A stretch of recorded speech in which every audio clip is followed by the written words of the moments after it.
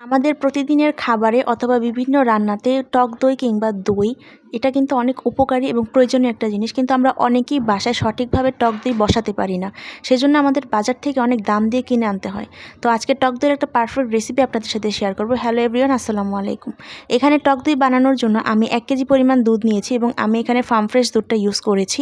তো পরে আমি দইয়ের যে বীজ নিব সেটা আমি রেডি করে নিব। তো আগের কিছুটা দই আমি এখানে রেখে দিয়েছিলাম দই বসানোর জন্য। এটা বাজার থেকে কিনে আনা দই। তো বাজার থেকে কিনে আনা দইগুলো আসলে খুব বেশি পানি থাকে। তো আমি এখানে একটা ছাঁকনির মধ্যে দিয়ে এটাকে পানি ঝরাতে দিলাম। আর এইদিকে দুধটা একটু গরম হয়ে গেলে আমি এখানে 2টা গুঁড়া দুধের প্যাকেট দিয়ে দিলাম। গুঁড়া দুধ দিলে দইটা খুব ভালো জমে এবং দুধটা খুব ঘন হয় দ্রুত। এটা চাইলে স্কিপ করা যায়, বাট দিলে এটা খুবই ভালো। তো এরপরে আর কোনো কাজ নেই, আর কোনো কিছু মেশানোর নেই। এখন দুধটাকে হালকা আঁচে বারবার নাড়াচাড়া করে এটাকে ফুটিয়ে নিতে হবে এবং ফুটিয়ে ঘন করে নিতে হবে। যতটা ঘন হবে দুধটা তো দইটা কিন্তু ততটাই ভালো হবে। তো এইদিকে দেখেন আমার দইটা এখানে ছাঁকা হয়ে গেছে আর কতগুলা পানি বের হয়েছে। এই পানিগুলা যদি থাকতো তাহলে দইয়ের ভিতর অনেকটা পানি জমে যেত। তো যাই হোক, এদিকে আমার দুধটা ফুটানো হয়ে গেছে, আর বেশি আমি ঘন করব না।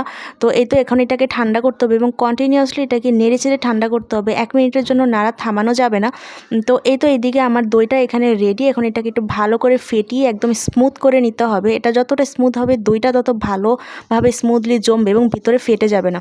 দুধটা আমি এখানে অনেকটাই ঠান্ডা করে নিয়েছিলাম এবং একবারই ঠান্ডা করা যাবে না।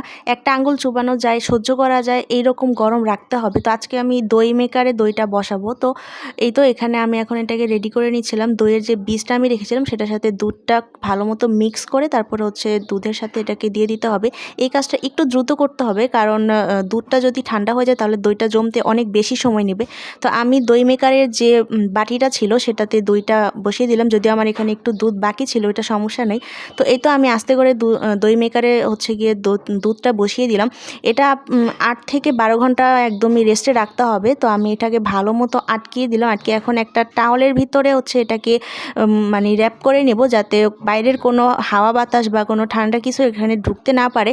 তো এই তো মেশিনটা কিন্তু এখানে অন হয়ে গেছে, আর আমি এটাকে বেশি একটু প্রোটেকশনের জন্য ভালো মতো ঢেকে দিলাম।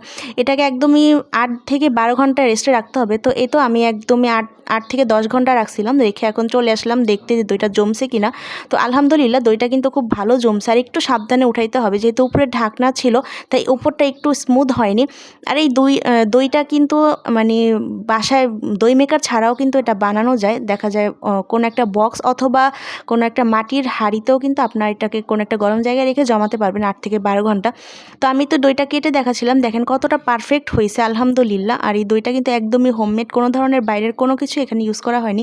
তো আপনারাও কিন্তু খুব সহজেই বাসায় এইভাবে দইটা বসিয়ে ফেলতে পারেন আর মজা করেও খেতে পারেন। তো আমার আজকের রেসিপিটা কেমন লাগলো অবশ্যই জানাবেন। ভালো লাগলে পেজটা ফলো দিয়ে দেবেন, চ্যানেলটা সাবস্ক্রাইব করবেন। আল্লাহ হাফেজ।